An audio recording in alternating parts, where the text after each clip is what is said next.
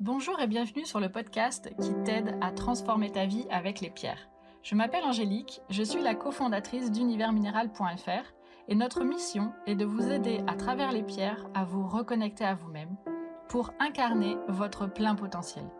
Nous allons vous guider dans l'expérience de la lithothérapie pour reprendre le plein pouvoir sur votre vie et vous libérer afin de vivre une vie en conscience et en bien-être.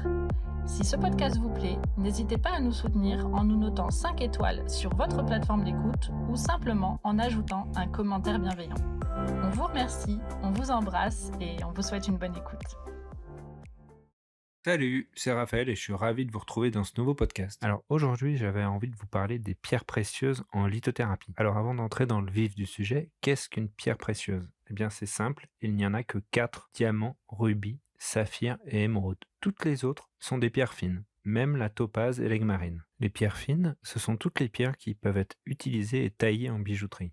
Ils remplacent le terme de pierre semi-précieuse qui est devenu obsolète. On fait souvent l'amalgame entre gemmes et pierres précieuses, car si les pierres précieuses ne sont que les 4 pierres que je vous ai citées précédemment, gemme est une qualité de pierre. Et pour le coup, une pierre précieuse peut être gemme ou non gemme, et une gemme peut ne pas être une pierre précieuse. Une aigue-marine, une cyanite ou bien une apatite peuvent avoir une qualité gemme, ce ne sont pas pour autant des pierres précieuses.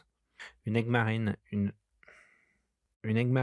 cyanite ou bien une apatite peuvent avoir une qualité gemme et ce ne sont pas pour autant des pierres précieuses. Et c'est justement cette différence de qualité qui va nous intéresser, nous, en lithothérapie, car si cette qualité gemme est essentielle pour que cette pierre soit travaillée en joaillerie, elle n'est pas du tout essentielle pour la lithothérapie. Et même bien au contraire, car ces pierres non gemmes vont être beaucoup plus faciles à trouver et leurs vibrations puissantes présentent des vertus très intéressantes. L'émeraude est une variété de béryl vert. C'est une pierre d'union et d'amitié. C'est une pierre de régénération et de rétablissement, surtout au niveau émotionnel, mais c'est également une pierre de sagesse qui favorise le discernement et l'exposition de la vérité. C'est une pierre que l'on conseille dans 2 situations différentes, soit pour consolider une union ou un couple déjà existant, soit dans une phase de reconstruction émotionnelle suite à un trauma émotionnel important comme une rupture amoureuse ou conjugale. Vous l'avez sans doute deviné, mais l'émeraude est associée au chakra du cœur et s'utilise conjointement avec par exemple de la rhodonite ou du quartz rose.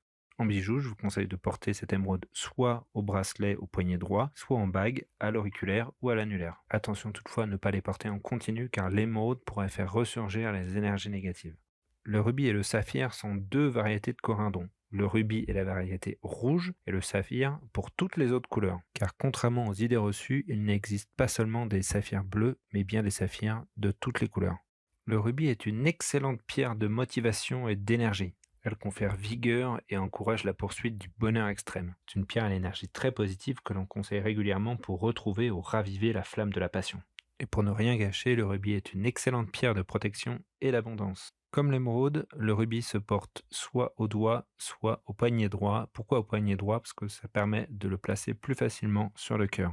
Le saphir est une pierre de sagesse qui confère paix de l'esprit et sérénité. C'est une pierre qui élimine la dépression et qui rétablit l'équilibre énergétique dans le corps. Et comme le rubis, c'est une pierre d'abondance et de prospérité. Lorsqu'il est bleu, le saphir développe l'expression personnelle. C'est une pierre que l'on conseille aux personnes qui cherchent à affirmer qui ils sont vraiment. Le saphir rose attire à soi tout ce dont on a besoin pour grandir et il élimine les blocages émotionnels. On trouve ces saphirs roses au Sri Lanka notamment. Et enfin, le saphir jaune ou orangé est un symbole de prospérité et d'abondance. Il enseigne comment attirer la richesse en stimulant l'intellect et la concentration. Et enfin, le diamant, la plus précieuse des pierres. C'est aussi la matière la plus dure qui existe sur Terre, et si elle est si rare et si précieuse, c'est parce que le magma dont elle est issue, c'est un magma primordial qui n'existe qu'au début de la création des planètes et qui est riche en carbone.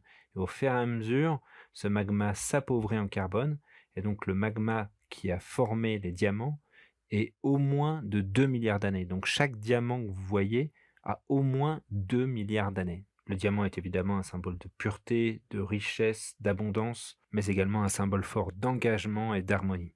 En lithothérapie, le diamant a la capacité d'amplifier les énergies et également d'accroître l'énergie de toutes les pierres qui sont associées avec lui. Si vous l'utilisez en phase de guérison avec d'autres cristaux par exemple, il va intensifier le pouvoir de toutes les autres pierres.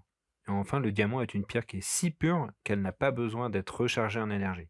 je conseille toujours de porter le diamant le plus près possible de la peau afin de bénéficier au mieux de son énergie. Vous pouvez trouver des diamants sur leur forme brute, mais je vous les déconseille car ils contiennent beaucoup d'impuretés. Et c'est finalement sous sa forme polie et taillée qui révèle toute sa puissance et sa pureté.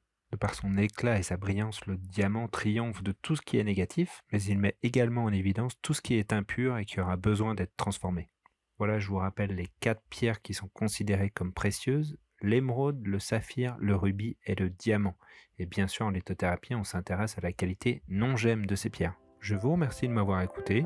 Si ce podcast vous a plu, n'hésitez pas à nous mettre un petit 5 étoiles sur votre plateforme d'écoute préférée. Et si vous avez des questions, posez-les en commentaire, nous en répondrons toujours avec plaisir. Je vous dis à bientôt.